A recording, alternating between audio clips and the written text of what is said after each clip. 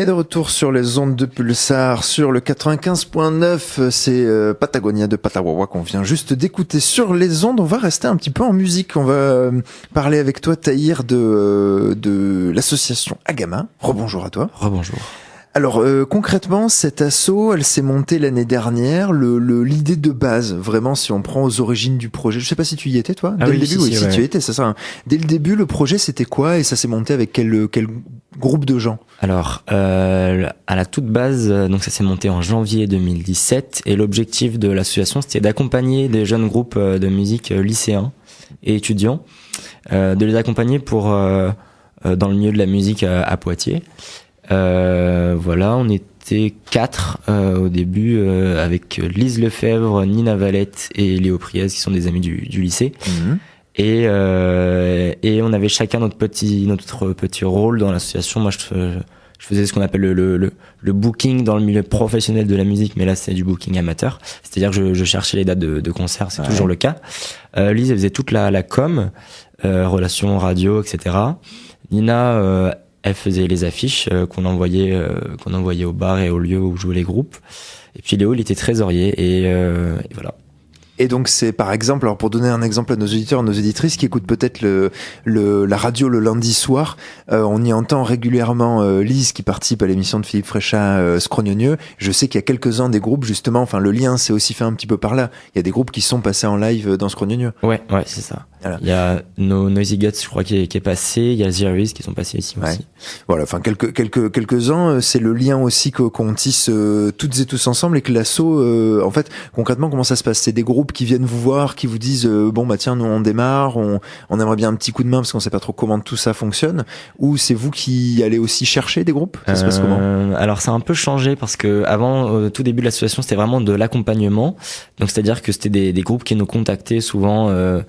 Qui étaient pas très bien, renseignés sur comment trouver des dates, comment faire sa com, à qui s'adresser, etc.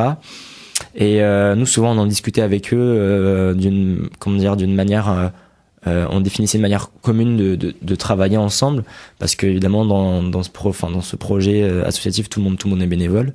Donc faut qu'il y ait une bonne relation avec le groupe. Et puis après il y en a certains qui voulaient des coups de main un peu sur tout, sur les dates, sur la com, sur diffuser leur musique, etc. Et il y en a qui voulaient plus des coups de main pour les dates, et après ils géraient tout le reste de leur côté. On essayait vraiment d'être à l'écoute, et c'est toujours le cas. Et depuis, l'association a un petit peu changé depuis 2 mois. Avant, on faisait que de l'accompagnement, donc il y avait vraiment un esprit pédagogue, on va dire, dans la démarche. Et maintenant, on a créé un deuxième pôle en fait dans Agama, qui est plus du développement de groupe, donc qui s'inscrit plus dans une démarche un petit peu plus professionnelle. Bon, c'est pas qu'on est plus pédagogue, hein, mais c'est juste que maintenant, le deuxième pôle de développement, ça concerne que les dates, enfin ce qu'on appelle le booking. Okay. Et après, tous les groupes font le reste de leur côté, ça c'est plus notre rôle.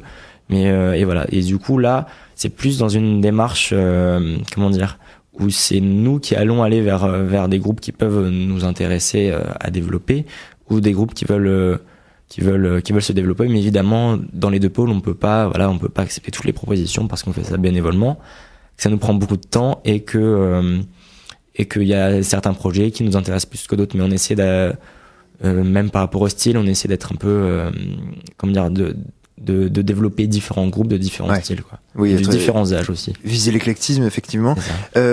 Concrètement, là, il y a quand même une interrogation qu'on peut se poser. Un groupe de lycéens et de lycéennes qui fait ça. Alors moi, il y a vraiment 2 volets sur lesquels je m'interroge un petit peu. D'un côté, la relation que vous allez avoir avec les salles, avec avec les bars, par exemple, dans lesquels vous allez proposer. Vous arrivez, vous êtes peut-être pour eux une bande de gamins qui vous pointez. Comment vous arrivez à être reconnu par eux comme ce que vous proposez, et de l'autre côté, mais on en reparlera un petit peu après, mais du point de vue de vos familles aussi, vous vous engagez bénévolement en parallèle de vos études dans un mass projet qui prend quand même du temps et tout, et comment c'est perçu. Donc des 2 côtés, concrètement, comment vous êtes reçus par alors on va commencer par les salles et les bars avec qui vous discutez? Alors déjà on n'est pas parti de rien au tout début de l'association. On avait rencontré Poitiers Jeunes, qui nous ont aidé un peu à y voir plus clair dans notre projet, et à concrétiser un peu plus la chose. Donc ils ont accompagné sur la formalisation du projet. C'est ça. Ok. Surtout à définir nos rôles chacun et mettre en place comment définir les engagements des groupes, etc. Par des chartes et tout. Enfin voilà. Et du coup, ils nous ont fait un petit peu de réseau au début quand on démarchait des bars. On démarche pas que on n'a pas démarché que des bars dès le début. On a aussi travaillé beaucoup avec des lieux alternatifs, genre des petites salles de spectacle comme le Théâtre Auclin ou des lycées ou des. On a collaboré aussi avec des événements festifs, pas forcément en lien avec la musique, mais qui avaient envie d'avoir de la musique avec eux, pendant leur soirée.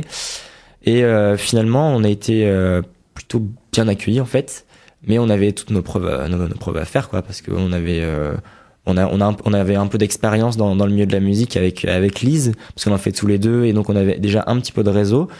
Et après, au fur et à mesure, on a fait un peu nos preuves. Les gens nous ont fait confiance. Bon, il y en a d'autres qui nous ont fait un peu moins confiance, mais on a essayé de bien bosser, d'être un peu pro, quoi, parce que voilà, le milieu de la musique, les gens sont là avant tout pour faire la fête, mais il faut qu'il y ait une organisation assez calée derrière, faire des bons liens entre les groupes et les organisateurs, parce qu'il y a plein de bars, c'est pas leur premier job de programmer de la musique. Eux, ils sont là pour plus pour servir, etc. Donc voilà. Et au bout d'un moment, on a réussi à développer un réseau. Et maintenant, on a développé notre réseau principalement à Poitiers, mais on va essayer de s'étendre un peu aux villes aux alentours. Voilà. Et du point de vue de vos familles, moi, je suis pas parent, mais je me mets à la place d'un parent et mon gamin me dit le lycée c'est cool, je sais qu'il y a le bac dans 1 an ou 2, mais j'ai un petit projet avec les copains là, ça va me prendre un peu de temps, mais c'est chouette. Et en fait, quand on a lancé le projet, déjà en nombre d'heures, ça nous prend vraiment beaucoup de temps dans la semaine, et c'est très irrégulier aussi. C'est-à-dire que il y a des moments où on va avoir rien à faire pendant une semaine, et il y a des moments, une soirée, il faudra qu'on y passe 4 heures avec Lise au téléphone après avoir fait notre devoir. Enfin, ça c'était pendant l'année de première surtout. Oui, parce que la terminale, les devoirs, c'est plus très important. Exactement. Je parle mal. Non, c'est pas vrai. Non, c'est juste qu'on était plus organisé cette année, on s'est plus réparti le boulot, c'était un peu moins. Okay. Et donc voilà, c'est très irrégulier, c'est-à-dire que des fois on doit se concentrer à fond sur des dates ou sur l'organisation d'une date qui s'est faite 2 jours avant, ce genre de choses, quoi. Et du point de vue de nos familles, je pense que au début ça les a fait un peu flipper. Mais que aussi nous on a mûri un peu là-dessus, c'est-à-dire qu'on a su poser des priorités, où on a appris à refuser certains trucs parce qu'on n'avait pas le temps. Voilà. Par exemple, au tout début, là ça fait 1 an et demi que le projet, que l'association existe et que l'association se développe. Mais les 6 premiers mois, on était avec Lise et Nina, on était là un peu tout le temps. Dès que les gens nous faisaient une proposition, on acceptait direct, on était chaud, on voulait s'engager sur tous les projets et tout. Et après, on a pris plus le temps de réfléchir et de prendre du recul, parce qu'on était un peu la tête dans le guidon, quoi.